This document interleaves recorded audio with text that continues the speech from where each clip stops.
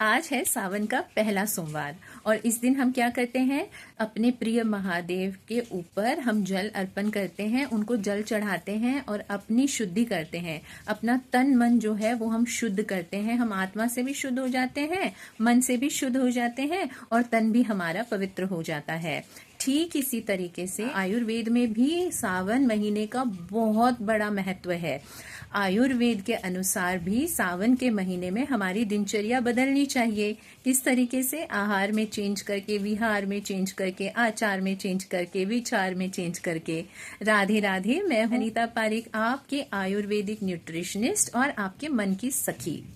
आज हम लोग ये बात करने वाले हैं कि किस तरीके से जब बारिश होने लग जाती है, सावन का महीना आ जाता है, तो किस तरीके से हमारे शरीर में क्या क्या चेंजेस होते हैं और फिर उन चेंजेस के साथ अगर हम वही पहले वाली अगर चीजें खाते पीते रहेंगे, वही पहले वाली सोच रखेंगे, तो फिर हम स्वस्थ कैसे रह सकते हैं? कुछ ना कुछ हमारे गड़बड़ी होगी, क्योंकि अब जब ऋतु चेंज हुई है तो हमारी ऋतु के हिसाब से हमारी दिनचर्या भी चेंज होनी चाहिए। और आयुर्वेद इसमें स्पष्ट रूप से बहुत अच्छी टिप्स देता है और यही आज लोग इस वीडियो के माध्यम से डिस्कशन करेंगे। अब भी बारिश का मौसम आ जाता है तो समझ लीजिए कि हमारा वात जो है वो असंतुलित हो जाता है, यानी कि वात हमारे शरीर में बढ़ जाता है, या फिर आप कह सकते हैं इम्बैलेंस होने लग जाता है, क्योंकि ऋतु में ही ऐसा है। तो ऋतु के हिसाब से ही तो हमारा शरीर चलता है। जैसे कि जो मैंने बताया आपको 5 एलिमेंट्स, तो 5 एलिमेंट से हम बने हुए हैं और 5 एलिमेंट से ये पूरी सृष्टि बनी हुई है। तो जब ऋतु में चेंज होगा तो हमारे अंदर भी सारे चेंजेस होंगे,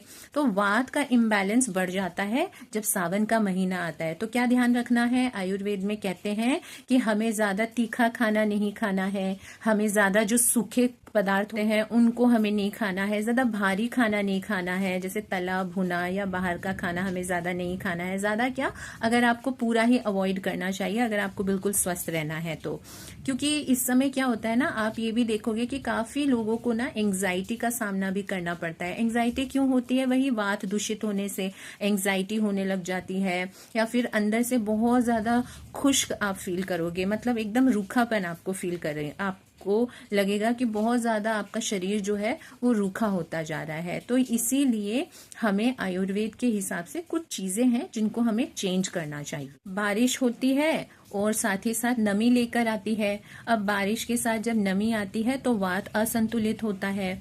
तो अब इसके लिए हमें क्या करना है? अभ्यांग करना बहुत जरूरी है। और ऐसे नहीं कि छोड़ छोड़ के, दिन छोड़ के हमें अभ्यांग नहीं करना है, रोज अभ्यांग करना है। अभ्यांग यानी कि सेल्फ मसाज। किससे करना है? हमें तिल के तेल से, सेसमी सीड के ऑयल से हमें अपने आप को, अपनी बॉडी को मसाज करना है।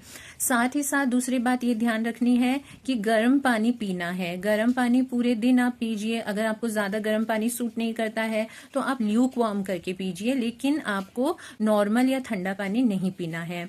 स्नान में भी आपको गर्म पानी यूज करना है, ठंडे पानी से नहीं नहाना है। जब भी बारिश का मौसम होता है, तब सावन के मौसम में, खासकर बारिश का मौसम नहीं कहूंगी मैं, सावन का मौसम में कहूंगी।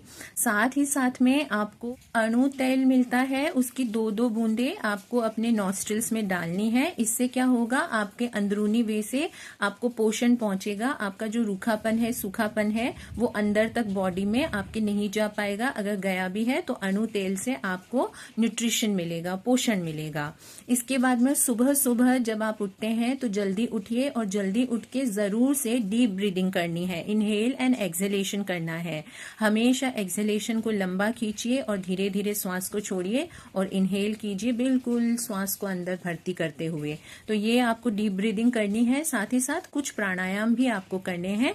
इससे आपकी शुद्धि होगी। कोई भी कीटाणु, कोई भी बैक्टीरिया, कोई भी चीज आपके अंदर है तो उससे शुद्धि होगी। साथ ही साथ में से आपका जो वात है वो संतुलित होने लग जाएगा, संतुलित ही रहेगा, बैलेंस्ड रहेगा। तो इसीलिए प्राणायाम करना बहुत जरूरी है और डीप ब्रीदिंग करना। अपने कपड़ों में थोड़ा सा तेल लगा के और फिर उसको पहनना चाहिए। इससे क्या होती है, जो बाहर की नमी है वो आपके कपड़ों के थ्रू आपके बॉडी में प्रवेश नहीं करती है। तो हल्का हल्का तेल लगा लीजिए अपने कपड़ों में और उसके बाद में उनको पहना कीजिए। लीजिए। आहार की अगर बात करें तो आहार में आपको लाइट मतलब लंघन जिसे हम कहते हैं, लाइट फास्टिंग इसे हम कहते हैं। तो शिव जी का सोमवार के दिन मतलब सोमवार के दिन काफी लोग व्रत करते हैं शिव जी का, तो आप उस दिन लाइट फास्टिंग कर सकते हैं।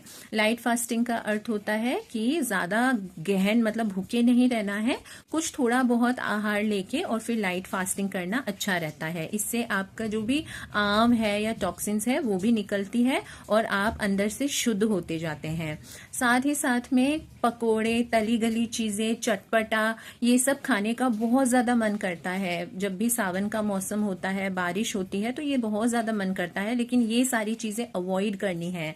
बिल्कुल भी आपको ये सारी चीजें नहीं खानी है। कभी एक आध बार अगर बहुत ज्यादा मन कर गया तो थोड़ा बहुत ले लिया, कोई बात नहीं, लेकिन वैसे ये सारी चीजें रोजाना अपने डाइट में शामिल नहीं करनी है, इसको अवॉइड करना है हमें। साथ ही साथ में गाय का, देसी गाय का घी आपको इन्वॉल्व करना है अपने खाने में, क्योंकि ये आपके जो धातु है उसको नरिशमेंट देता है, उसको पोषण देता है, पोषित करता है। तो गाय का जो घी होता है वो बहुत अच्छा होता है, वो आपको रोज ही सावन के महीने में लेना है। आप चावल खाते हैं अपने आहार में, तो चावल को हमेशा ड्राई जिंजर डाल के, जीरा डाल के और उसमें थोड़ा सा गाय के घी में उसको सॉटे करके और फिर उसको बना के आपको खाना है। इससे आप डाइजेशन अच्छा होगा। ये मेडिकेटेड राइस हो जाता है, ये बहुत अच्छा रहता है आपके पेट के लिए। साथ ही साथ कौन से फल जो है वो सावन के महीने में बेस्ट है, एक तो हो गया आपका अनार, एक हो गया बेल, बेल का जो फ्रूट होता है वो, और जामुन बहुत अच्छा होता है, तो आप जामुन भी ले सकते हैं। मैंने आपको पहले ही स्टार्टिंग में कहा था कि डाइजेस्टिव जो हमारी जठर अग्नि है ना, वो बहुत ज्यादा धीमी पड़ जाती है, मंद हो जाती है, तो उसको हमें अच्छा करना है, उसको बलवान बनाना है। कैसे? तो आपको अजवाइन, जीरा और हींग का पाउडर आप बना के रख सकते हैं या फिर इंस्टेंटली बना लीजिए, और ये चूर्ण आपको खाना जब भी आप खाते हैं, कोई भी मील लेते हैं, उससे आधा घंटा पहले आपको ये सेवन करना है वार्म वाटर के साथ में। और ध्यान रखिए कि हमेशा जब आप सोने जाते हैं तो उससे पहले त्रिफला चूर्ण ले लीजिए, आधा चम्मच से 1 चम्मच वार्म वाटर में, या फिर आप चाहें तो मिश्री और सौंफ का सेवन आप कर सकते हैं, लेकिन रात को सोने से पहले नहीं। वो आप जैसे दोपहर का आप लंच लेते हैं तो उसके 1 घंटे बाद में आप मिश्री और सौंफ का पानी ले सकते हैं। और ये याद रखिएगा कि आपको इस समय सावन के मौसम में बिल्कुल भी कोल्ड ड्रिंक्स नहीं पीनी है, ठंडा पानी नहीं पीना है, ठंडे पानी से नहीं नहाना है। ये सारी जो चीजें हैं ये आपके डाइजेस्टिव फायर को बिल्कुल और ज्यादा खराब करती है और ज्यादा उस पर इफेक्ट डालती है, बैड इफेक्ट, जो कि हमें नहीं चाहिए। बहुत ज्यादा नींद भी आती है, नींद लेने का मन करता है दिन के समय में, तो वो भी हमें अवॉइड करना है। सुबह के समय में भी अगर आपको लगता है कि आप ओवर स्लीप कर रहे हैं तो वो हमें ओवर स्लीपिंग से बचना है। मुझे अब भी याद है कि मेरी एक मित्र थी, मेरी एक फ्रेंड थी, तो वो ना सावन के महीने में बहुत ज्यादा उसको ना थकावट रहती थी, फिर बहुत ज्यादा उसका पेट दर्द होता था और सर्दी भी उसको रहती थी। तो वो ना मेरे पास आई और उसने मुझसे कहा कि मैं तो फास्टिंग भी करती हूँ, इतने अच्छे से मैं रहती हूँ, तो क्योंकि माइल्ड लंघन तो बताया हुआ ही है ना, फास्टिंग इज गुड। तो उसने बोला कि मैं तो सोमवार को फास्टिंग भी रखती हूँ, तो मेरे साथ ऐसा क्यों हो रहा है, मेरी तबीयत इतनी खराब क्यों रहती है। तब मैंने उससे कहा कि देखो सखी, मित्र मेरी, ये तुम चीज को समझो कि जब आप फास्टिंग करते हो तो आपका फास्टिंग हमेशा अन्न से जुड़ा हुआ नहीं रहना चाहिए। क्या सिर्फ हम लोग खाना खाना बंद कर देंगे तो क्या हमारी फास्टिंग हो गई? नहीं, ऐसा नहीं है। और खास करके जब हमारी डाइजेस्टिव फायर अच्छी नहीं होती है ना, जब हमारी अग्नि मंद होती है, जब हमारा मेटाबॉलिज्म स्लो होता है, हम अन्न को पचा ही नहीं पाते हैं, तो अगर हम लोग उसमें फास्टिंग करेंगे ना तो वो रिवर्स रोल प्ले करेगा, वो आपको अच्छे रिजल्ट्स नहीं देगा, जो कि मेरे फ्रेंड के साथ भी हो रहा था।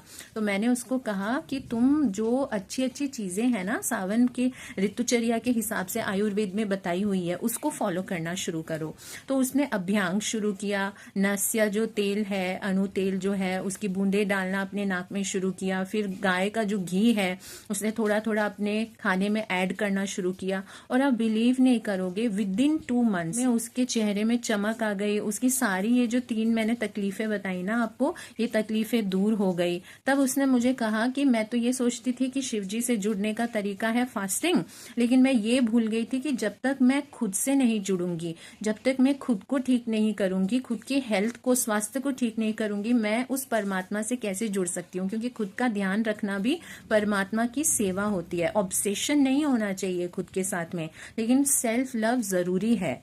तो ये वाली चीज मेरे मित्र को समझ में आई और मैं आशा करती हूँ कि आप लोगों को भी ये बात समझ में आई होगी। और अगर आप लोगों को ये बात समझ में आई है तो जरूर से मेरे वीडियो को एक लाइक कर दीजिए, अपने प्रियजनों के साथ शेयर कर दीजिए। कमेंट सेक्शन में आप मुझसे सवाल पूछ सकते हैं इस वीडियो से रिलेटेड भी, और ये भी कि क्या आप इस सावन में बिल्कुल बलवान होना चाहते हैं, क्या आप अपनी अग्नि को स्ट्रांग करना चाहते हैं? तो जरूर से एक यस मेरे कमेंट सेक्शन में लिखिएगा, एक थम्स अप दीजिएगा तो मुझे पता चलेगा। और कोई भी सवाल आपको है, सावन में आपको क्या क्या चेंजेस करने चाहिए, तो आप मुझसे पूछ सकते हैं, मैं जरूर से रिप्लाई दूंगी। और साथ ही साथ में मेरे चैनल को सब्सक्राइब कर दीजिएगा और अपने बेल आइकन को भी आप ऑन कर दीजिएगा, मेरे लेटेस्ट अपडेट्स एंड वीडियोस आप तक जरूर पहुंच। सावन का अर्थ ना असल क्या होता है कि आप पवित्र हो रहे हैं, आपके मन की शुद्धि हो रही है, आप शीतल हो रहे हैं, स्निग्धता से भर रहे हैं, और साथ में आप शिव जी की भक्ति कर रहे हैं, खुद को अर्पित कर रहे हैं शिव जी को। और मैं आपको ये बताते हुए चलूं कि शिव जी के साथ जुड़ने का सबसे पहला मार्ग है कि आप खुद को स्वस्थ रखें, क्योंकि ये माध्यम है, इसको स्वस्थ रखना जरूरी है। तो चलिए एक प्रण लेते हैं कि इस सावन में आप खुद के लिए जरूर से ये जो भी मैंने वीडियो में स्टेप्स बताए हैं इसको फॉलो करके और अपनी ऋतुचर्या, अपनी दिनचर्या आप चेंज करेंगे और अपने आप को स्वस्थ बनाएंगे। और जरूर से मेरे चैनल को फॉलो करेंगे, क्योंकि यहाँ पे आपको सच्चे आयुर्वेद की चीजें आपको यहाँ पे देखने मिलेगी, और वो भी विथ लव, प्रेम के सहित। मैं हूँ आपकी आयुर्वेदिक न्यूट्रिशनिस्ट अनीता और आपके मन की सखी। Thank you so much for watching my video. Radhe Radhe.